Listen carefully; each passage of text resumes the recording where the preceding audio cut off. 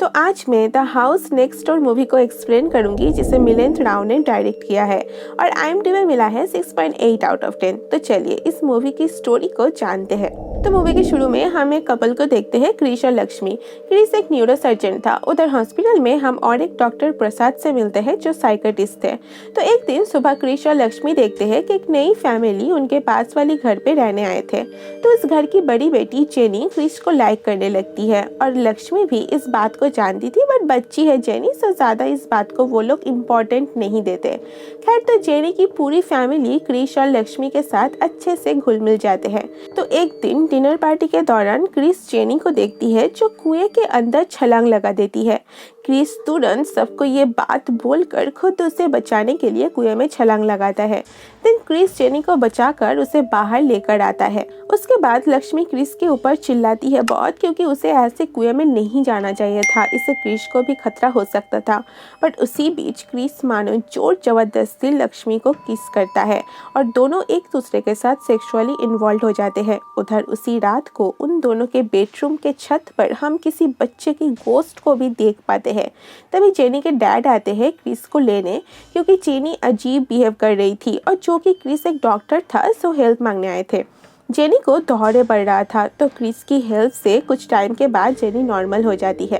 खैर, तो एक दिन लक्ष्मी अपने पड़ोसियों को डिनर में बुलाती है और डिनर के बाद क्रिश के घर की खिड़की से जेनी को अपने घर में एक इविल एंटिटी को देखती है जो अचानक उसके सामने आ जाती है। इससे जेनी पैनिक करने लगती है और जेनी के पेरेंट्स उसे फिर घर पे लेकर आते हैं। तो नेक्स्ट डे जेनी अपनी छोटी बहन सारा के साथ पहाड़ी की तरफ खाई में जा रही होती है। तो उसे बचाने के चक्कर में सारा पहाड़ी से फिसल जाती है, बट क्रिश उसे बचा लेता है।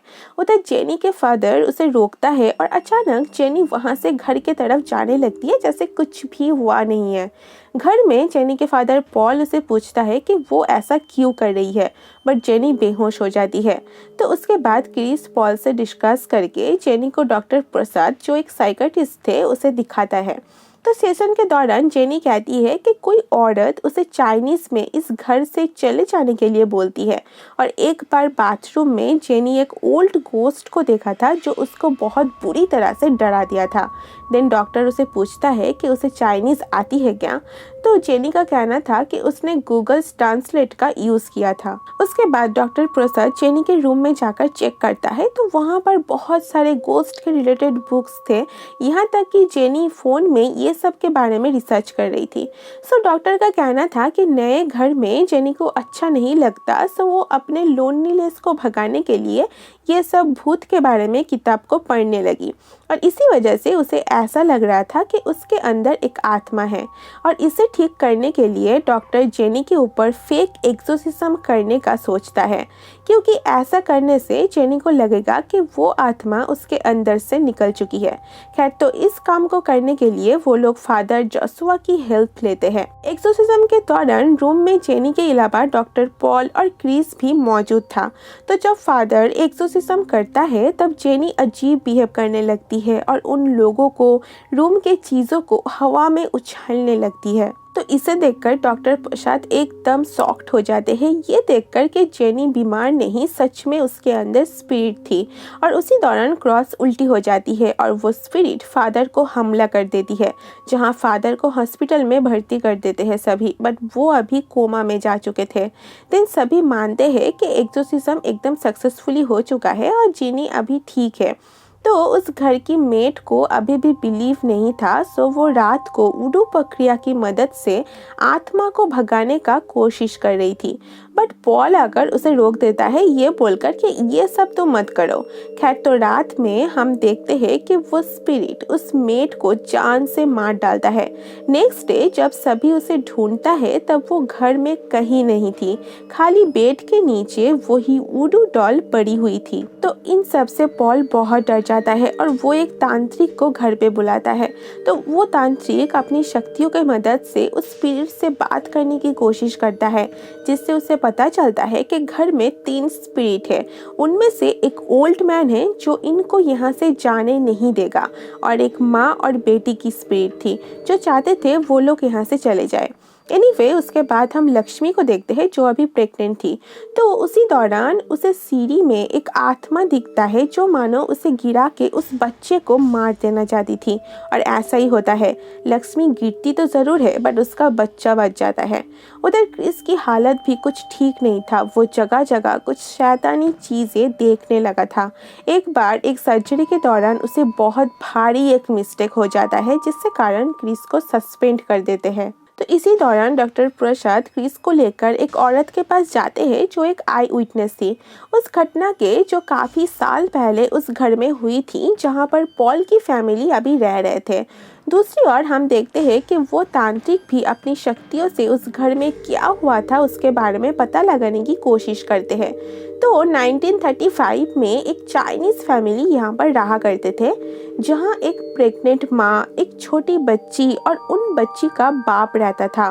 आई विटनेस वाली औरत तब सिर्फ 7 साल की थी और वो रोज उस घर में लगी एक पेड़ से फूल तोड़ने जाती थी। एक दिन अचानक उस चाइनीज आदमी ने उस बच्ची को पकड़ के बलि देने जा रहा था, बट सही टाइम में उसकी बीवी आकर उस बच्ची को बचा लेती है।